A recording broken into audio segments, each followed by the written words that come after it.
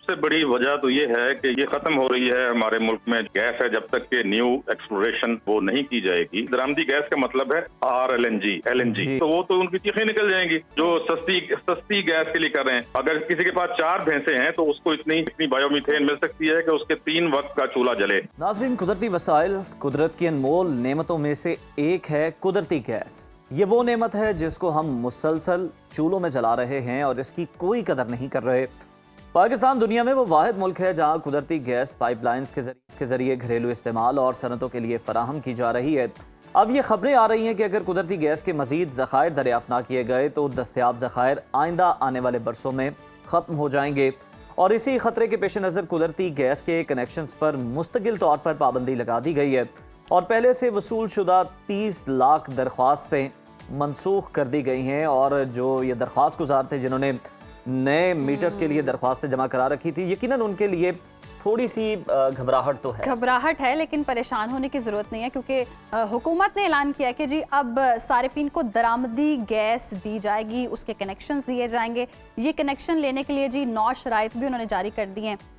1 साल मुनक़ता रहने वाले जो घरेलू कनेक्शंस के सारिफिन हैं उनको दरामदी गैस का कनेक्शन मिलेगा और 1 साल में 50% सारिफिन को अर्जेंट फीस के साथ गैस कनेक्शन दिया जाएगा। और अर्जेंट फीस अदा करने वाले जो सारिफिन हैं उनको 3 माह की दरामदी गैस पर नया कनेक्शन फराहम किया जाएगा। और ये भी बताया जा रहा है कि जो दरामदी गैस है इसका जो टैरिफ है वो मुल्की गैस के मुकाबले में 70% ज़्यादा भी होगा।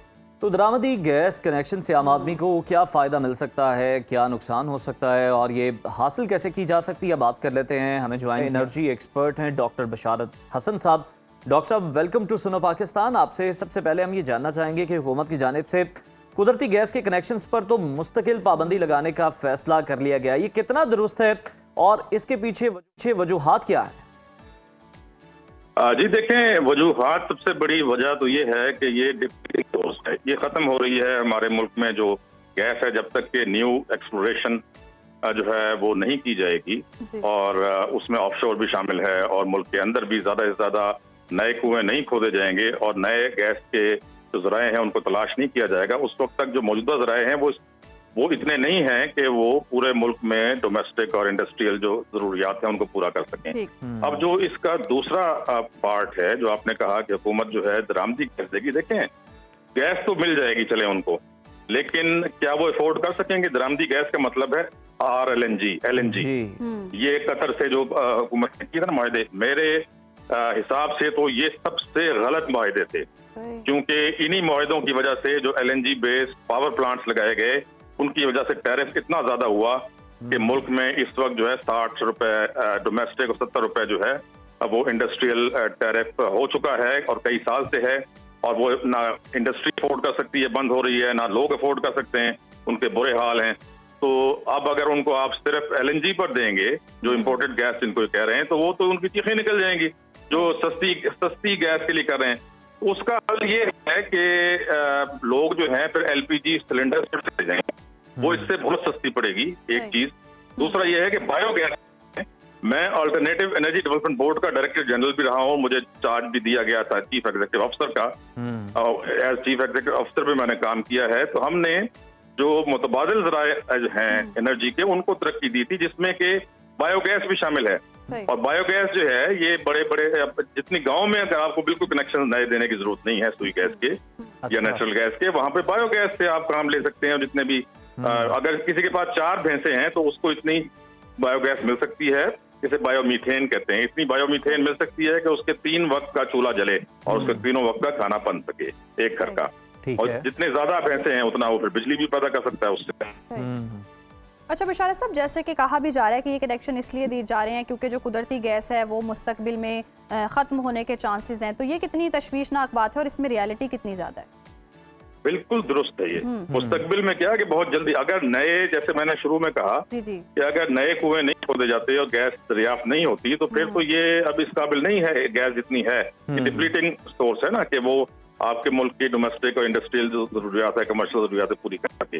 इसलिए जब तक कि नए ज़खायर नहीं मिलते आपको, तो आपको जो है कमर्शियल को भी और डोमेस्टिक को भी एलपीजी पर ले जाएं और बायोगैस पर लेके डॉक्टर जाएं। साहब, आपने बायोमीथेन बड़ा ज़बरदस्त काम किया है मुतबादिल एनर्जी के हवाले से, आप बता भी रहे थे और बड़ी अच्छी आपने तजवीज़ दी गाँव के हवाले से। सर, शहर वालों के पास क्या ऑप्शंस बच जाती हैं? क्या फिर वो जो महंगी RLNG हुकूमत देने जा रही है वो लेनी चाहिए, LPG इस्तेमाल करनी चाहिए? उनके पास क्या सस्ता और अच्छा मुतबादिल है?